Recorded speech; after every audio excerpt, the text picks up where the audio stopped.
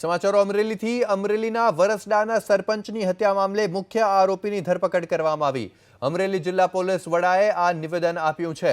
જો કે દલિત સમાજે ચીમકી ઉચ્ચારી છે કે જ્યાં સુધી તમામ આરોપીઓની ધરપકડ ન થાય ત્યાં સુધી મૃતદેહ નહીં સ્વીકારાય। હાલમાં દલિત સમાજના લોકો હોસ્પિટલ આગળ જ છે, જેને લઈને પોલીસનો બંદોબસ્ત પણ અહીં ગોઠવી દેવાયો છે। દલિત આગેવાન જિગ્નેશ મેવાણીએ પણ અમરેલી સિવિલ હોસ્પિટલની મુલાકાત લીધી હતી।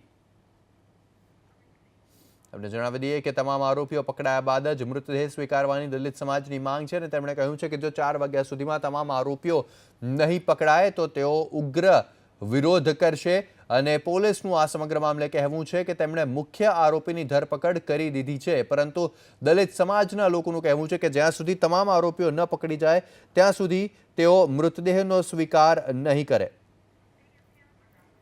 एफआईआर में 3 नामों नोंधायेला है।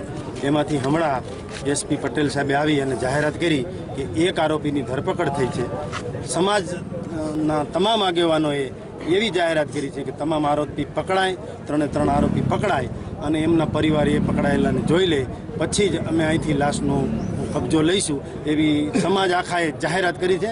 અને આજે અમે સમાજ આખો અહીંયા બેઠા છીએ અને જે દલિત પરિવાર છે જેની ઉપર અત્યાચાર થયો છે અને જેણે જે પાપીઓએ અત્યાચાર કર્યો છે એમને સજા થાય અને આમને ન્યાય મળે, દલિત પરિવારને ન્યાય મળે। સમયે ગામના સરપંચની હત્યા કરતા પોલીસે હત્યાનો ગુનો નોંધી આરોપીને પકડવાની તજવીજ હાથ ધરી હતી। એમાંથી અમને વહેલી સવારે એક આરોપી પકડવામાં સફળતા મળી છે।